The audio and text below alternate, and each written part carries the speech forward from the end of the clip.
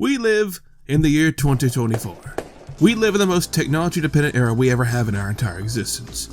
We rely on machines and the internet to do a ton of heavy lifting for us, just a little bit longer, and we're going to be living in that reality Wall-E has predicted for us. We have access to a whole digital world none of our ancestors had access to.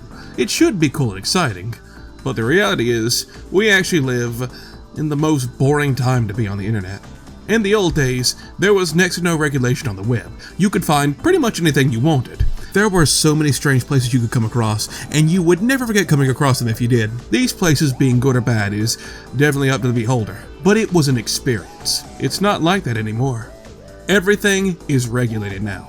Everything is controlled by someone or something bigger than you.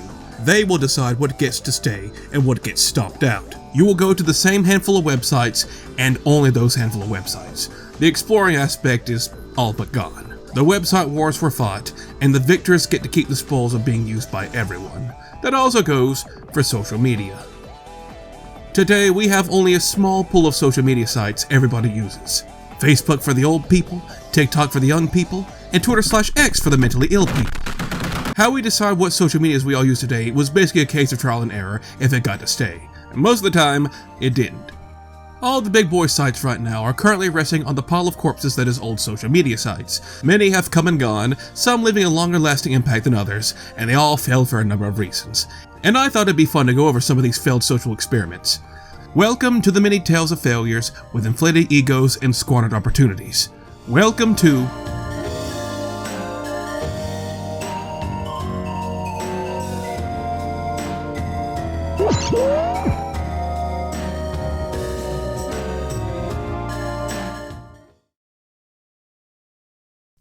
But first, Daddy needs a new roof. I'm currently saving up for one as we're talking, but as you would know, roofs are expensive, especially these days with all the inflation going on, and I need to get on top of those expenses. Well, today's sponsor, Rocket Money, is here to help. Rocket Money is the personal finance app that helps you cancel subscriptions, lower bills, and manage your money better. I'm using Rocket Money to keep up with my subscription services since there are so many these days and I just can't keep up with all of them. It's a great way to keep up with them and makes it super easy to cancel one if I need to. I'm also using Rocket Money to set budgets for myself. You ever just walk into a nondescript game store and see a selection of games you want, but you're just not sure if you should buy any? Using Rocket Money, I can set a budget for myself to let me know if it'll have any lasting impact on my basic needs and how flexible I can be with my money. Thanks, Rocket Money! Rocket Money has helped save its customers up to $740 a year, with over $500 million in canceled subscriptions. To save more and spend less, join the over 5 million members using Rocket Money today. Go to rocketmoney.com/magicmush or click the link in the description to get started for free. You can also unlock even more features with premium. That's rocketmoney.com/magicmush to get started for free. I use it all the time. Trust me.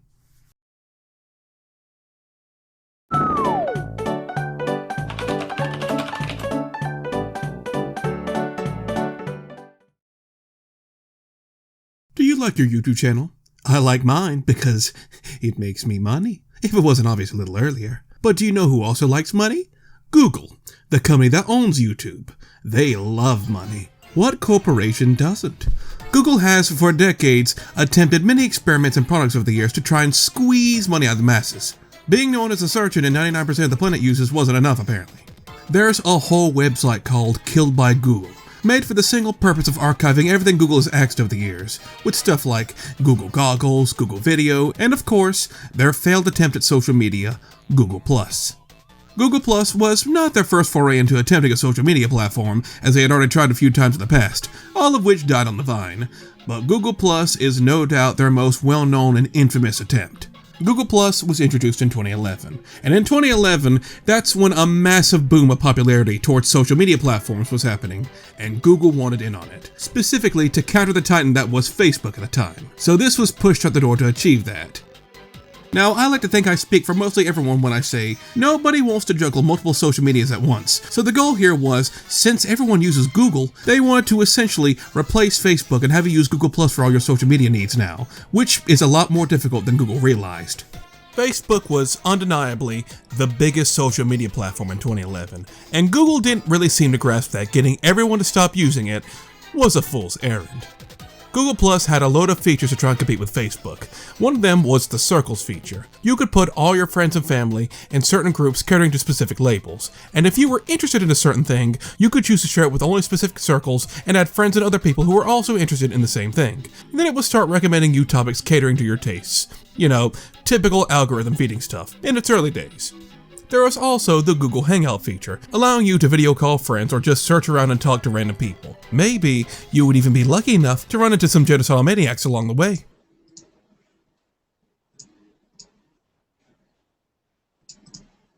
You can say a lot about Google+, but you can't say they didn't try.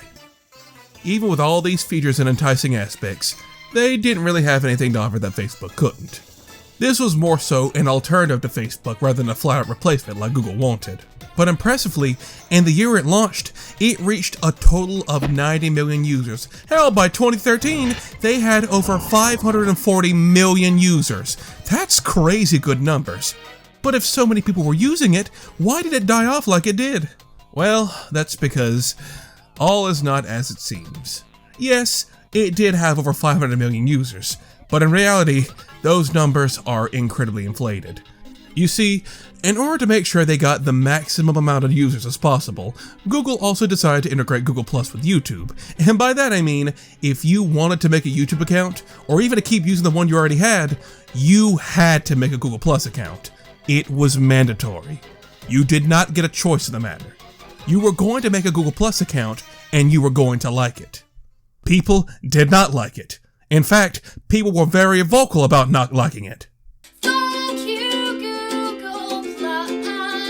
Google Plus was a punching bag on YouTube for a good bit. Some of YouTube's biggest stars at the time took every opportunity to take a jab at it, and the fact that they were forced to use it to even use the platform. Now I have to have the Google Plus integration? Nobody wants to use Google Plus! You know what makes somebody hate a service or a website? Forcing them to use it! You know, now that I've been forced to use Google Plus, I find it satisfying and interesting. Said no one ever! We're on Facebook, Twitter, Google Plus. Google Plus! Yeah! It wasn't just YouTube either. Anything that had Google at the helm basically forced you to sign up and use a Google Plus account, even if you didn't want to. People weren't signing up for Google Plus because they wanted to use it. People were signing up for Google Plus because they didn't have a choice. Papa, why do they not love me? I do not know, little one, but it is of no concern. I will make them love you. And onto the fact Google started making up weird rules and regulations nobody liked.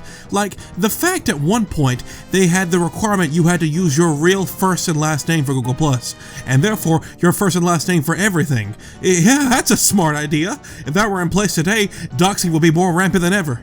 I was a freshman in high school when this Google Plus stuff was happening. We were required to make Gmail accounts for school stuff, and I didn't want my full name to be out there, so I made 2 Google Plus accounts. But I must have messed something up, so imagine how awkward it was to explain to the teacher why they had gotten emails from the most autistic-sounding Nintendo-adjacent name you could think of.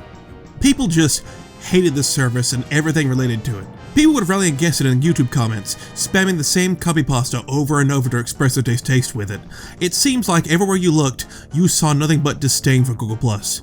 Many people set up accounts and never used them, because Google Plus was just a hurdle people had to jump to do the stuff they actually wanted to do. And over at Google, the company morale around Google Plus was just pitiful. It feels like nobody wanted to actually work on it and just did it because Google wanted it to succeed, and it didn't. To top it all off, someone broke into it. Yep, millions of people's data stolen. Great job, Google. All these problems just piled on top of each other year after year until Google realized it was finally time to pull the plug. Google Plus was finally killed off in 2019. Just another footnote in a long string of projects Google has axed. Now all that really remains of it is vague memories and old YouTube videos still up that were created just to dunk on it. Google is still one of the biggest companies in the world. They experiment constantly, and most of the time, those experiments fail, and they just drop it and move on to the next thing. This won't be stopping anytime soon. They tried another social media shortly after axing Google+, and even less people use this one. Hell, most people didn't even know it existed. But if you were around during the time, everyone who used YouTube knew Google Plus existed, and we all hated it. It's proof hating something can bring us all together in some way. We're on Facebook, Twitter, or Google Plus. Google Plus. Google Plus.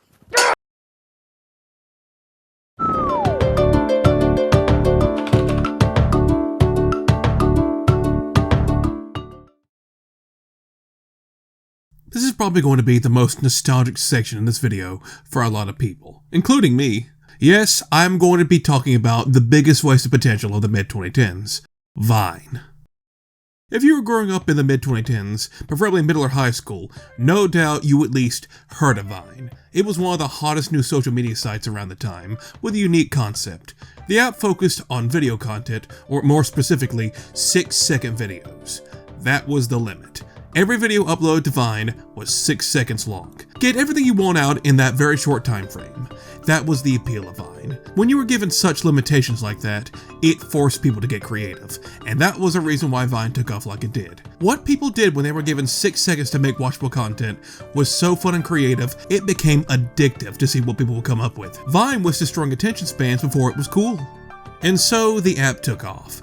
Launching in January of 2013, it became one of the fastest growing apps at the time.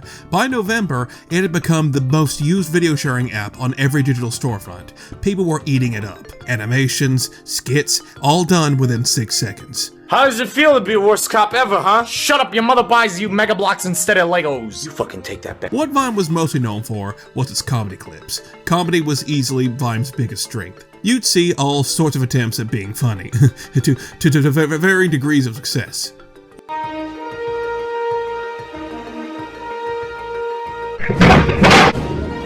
You might also recognize a few familiar faces here. Yeah, Vine also launched the careers of many current year e-celebs, and sadly some of these we still had to put up with to this day. Yeah, it wasn't always sunshine and rainbows, as is the case with a lot of content producing social media. There was also some trash you had to sift through. Oh lord, some of the memes on this site got really annoying, really fast. Words cannot describe to you how obnoxious it was scrolling through a bunch of vids and hearing the words, "My name is Jeff," or "What are those?" over and over and over again. Vine users ran jokes and memes so hard into the damn ground, they never even really had a chance to live. Really, Vine did set the precedent for current social media, where it has a lot of regurgitated garbo, but those diamonds in the rough made the entire experience worth it. Look at all those chickens. So you have this incredibly popular and influential app, the most used video sharing service on multiple app stores. How did this all go wrong? Well, it may have looked like a success to the average person, but behind closed doors, it was a completely different story. In the 21st century, the end goal of every social media is to provide people a service to connect with their friends to keep them coming back and make money off of that in some way. The end goal is always going to be cash. They can't keep the service running for free, you know. But Vine was also, very early on in its life, purchased by Twitter for $30 million, so you know they're going to want their money put to good use. And over time, it seemed like that wasn't going to happen. Vine had a major problem with monetization. They couldn't really find a way to make the service profitable, at least not enough for Twitter to be satisfied, and with them constantly breathing down their neck to make more money, it was a huge issue for Vine. The service was pretty much bleeding money for Twitter, and they desperately tried everything to fix it. To add on top of that, due to Vine's popularity, competition saw the potential and wanted their own piece of the pie, and started adding their very own short clip services, some of which allowed more time and seemed like the better option to Vine users. Many people started moving on, and the service was on death's door, but they were allowed one final offer to try and save the service. And here's when the story gets absurd. You ready for this? So everyone was moving from Vine to the next thing, right? It was just going to be another service left in the sands of time. But a couple of Vine's biggest stars moved into a Viner frat house, a house probably full of the most punchable faces to ever exist. They all banded together and talked with the higher-ups of Vine and offered them a deal. They wouldn't leave the website and would create 12 new Vine videos a month to keep the service afloat. If Vine gave them $1.2 million monthly each. Let me remind you, these are 6-second videos, so that would basically add up to a little over 1 minute of content a month, and they think that's somehow worth over $1 million. The balls, the egos, the sense of unwarranted self-importance these Vine stars had has never been more obvious than here. I don't care who you are or how talented you are. 1 minute of content will never be worth anywhere close to that amount. Hell, I wouldn't pay you $5 for 1 minute of content. Unsurprisingly, neither Vine nor Twitter were very fond of this deal, so they rejected, and the Vine stars left for greener pastures.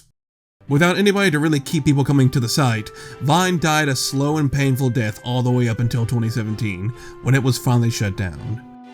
Now that we have your TikToks and your Instagrams, Vine will forever be remembered, a short-lived but fun time you had with your friends. It came at the right time for it to be a success and sparked many careers, but it served its purpose in society and everyone has moved on. But you can never forget all the good times it gave you. I have one final question though. Where the hell are these YouTubers getting these Vine clips in 2024 from? You're all banned! Banned, banned, banned, banned! I'm bending the rules a bit for this one, as this isn't like your typical social media that you're thinking of. But hey, it's an actual interesting story, and when the hell am I ever going to have the opportunity to talk about it? Leave me alone. I've mentioned this in a much older video, but in the early to mid 2000s, options for conversing with others were much more limited. You can go and annoy your favorite celebrity on pretty much any social media platform now, but back in the 2000s, the easiest way to interact with a community was message boards. Typically what one would do is find a message board dedicated to any topic you enjoyed, in this specific case, video games. There were tons of video game message boards back in the day, but we're only going to be focusing on one, that being NeoGAF. What started off as a message board for an old gaming website called Gaming Age in 1999, it would eventually splinter off and become its own thing in 2006. What is the importance of this gaming message board above all others? Well, all the other gaming message boards kind of existed in their own little bubble. What happened on those boards stayed on those boards. NeoGAF was a different story. NeoGAF just wasn't talking about the current games or consoles coming out, but it was also a place to discuss the ins and outs of the gaming industry. The sales and stocks of companies and their gaming products, business ethics. It was way more professional than your average gaming message board. But professional in big quotations, I might add. They thought so too, as you needed a professional email to even sign up for the website. A Gmail or Outlook account would get you nowhere here. So they took their message board very seriously. But being a message board for nerds in the 2000s, they all couldn't help themselves to be a little snarky and silly. One thing NeoGAF became known for was the mean gifs they created whenever something big happened in the gaming scene. A ton of these gifs were made as fun little things going on in the gaming industry, also for console wars. Yeah, despite the attempts at professionalism, you can't stop fanboys from being fanboys. NeoGAF also had the reputation for being filled with tons of Sony and PlayStation fanboys. Have you seen the PS3? That shit is nice, slick, black. That shit is nice. Look at this thread of people reacting to the PSP being revealed. How it's gonna destroy the DS. Now, we all point and laugh at these people in 2005 who weren't able to see into the future. Because of the semi-professional image NeoGAF had, it got the attention of actual industry people. A number of industry vets and gaming journalists have had accounts on NeoGAF, some out in the open and some pretty anonymously. Some of the people who had accounts on the website were like God of War creator David Jaffe and Cliff Belinsky, two people who definitely have not had their reputations ran into the ground since then. But then there were cases of industry people coming onto the site with different usernames just to talk smack and argue with others. In a noteworthy case, in 2007 when Peter Moore resigned, there was a user who was also requesting the marketing vice president Jeff Bell to leave as well. And then Jeff Bell went onto the board with an anonymous account just to shit-talk him. That's the kind of stuff that went on over here. NeoGAF is noteworthy enough to actually be featured in a video game. It's a usable object in the game Scribblenauts. They've also gotten combative with some people in the gaming industry. Silicon Knights founder Dennis Dyack got into a huge fuss with them over the game Too Human, saying if the game flopped he would change his nickname on the site. And when it did flop, he turned on them and caused a shitstorm, until he was eventually banned. He mentioned on a podcast that if they didn't reform, the website would soon crumble. If you're going to look at the NeoGAF forum as a non-profit organization, if it does not reform itself, it's eventually going to start to crumble.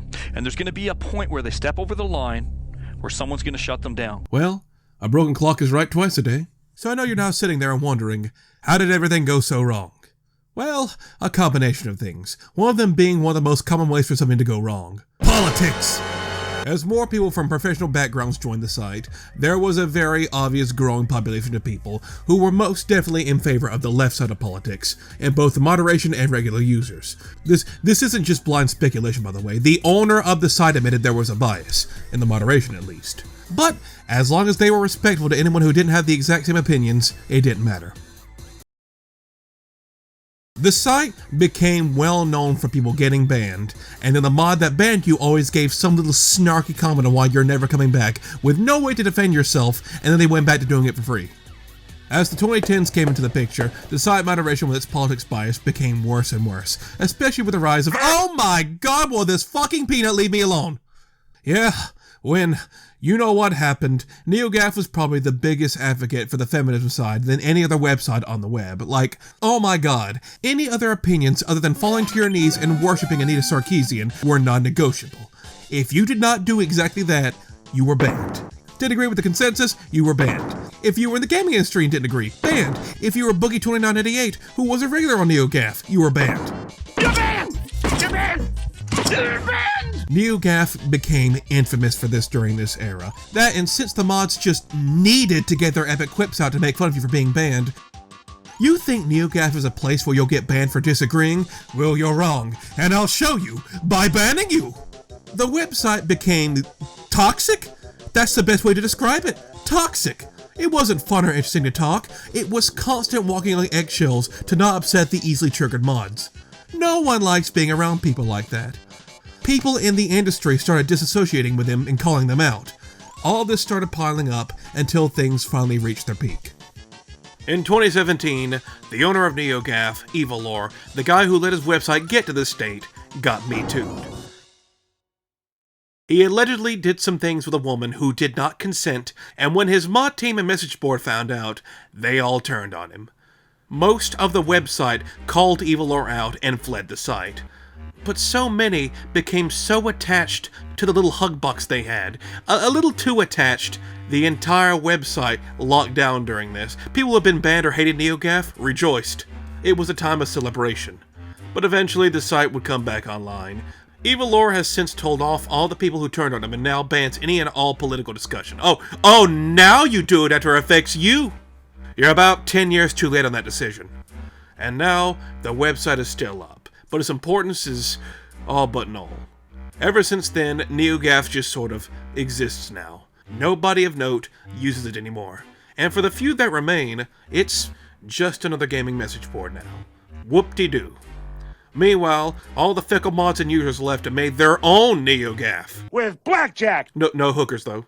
That'd be too much fun. And they all went on to form Reset Era. And well, that, my friends, is a story for another day. But as it stands, NeoGAF went from one of the most influential gaming boards to the place where you got banned.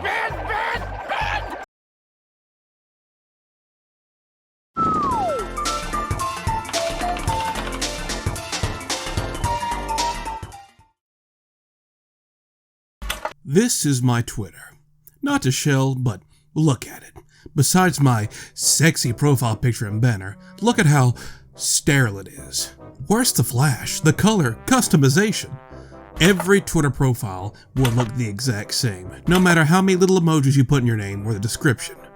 This goes for pretty much every currently used social media. The same design, structure, everything. It's also so lifeless.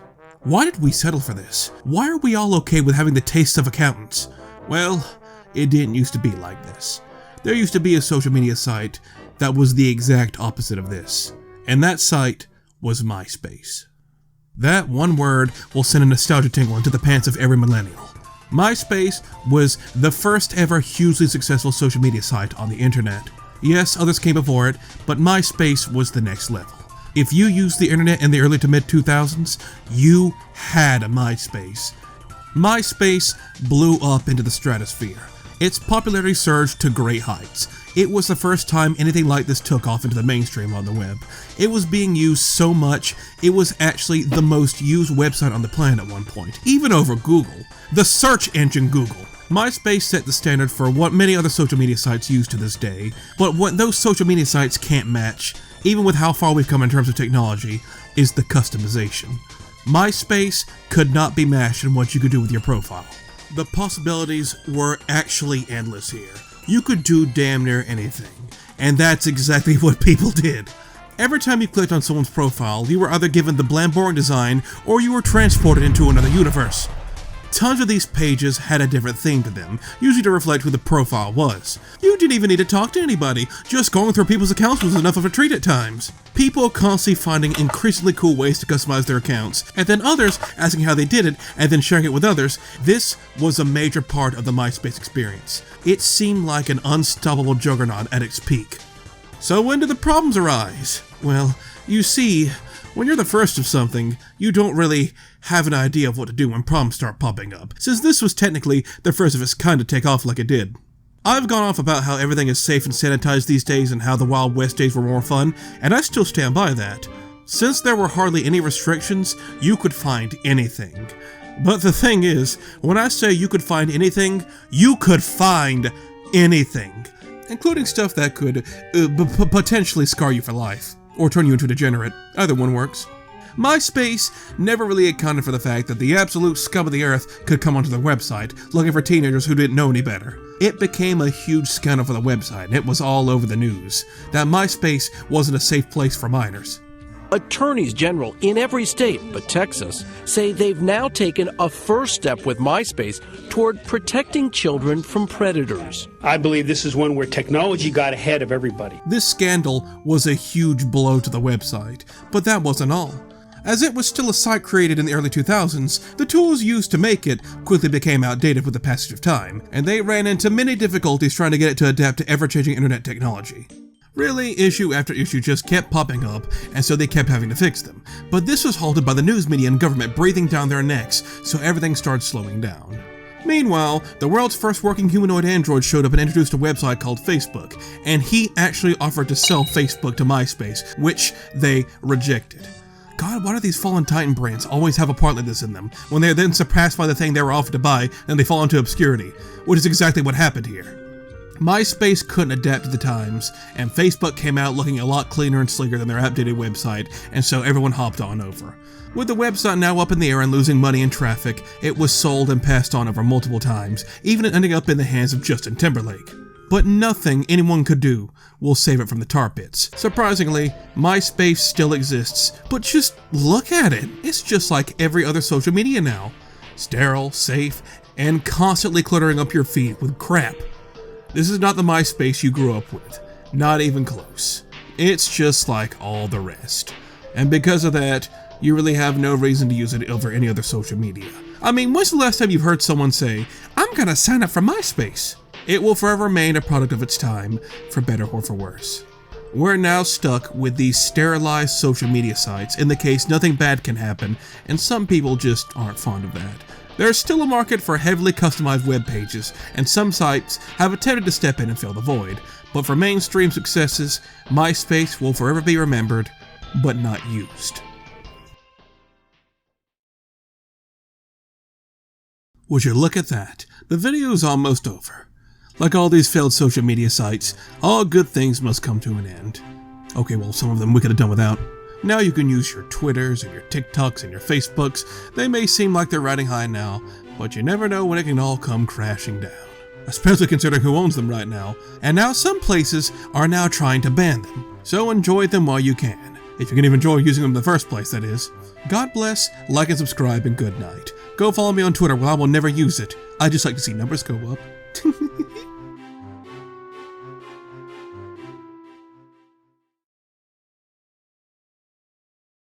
Facebook, Twitter, Google Plus. Facebook, Twitter, Google Plus. Facebook, Twitter, Google Plus.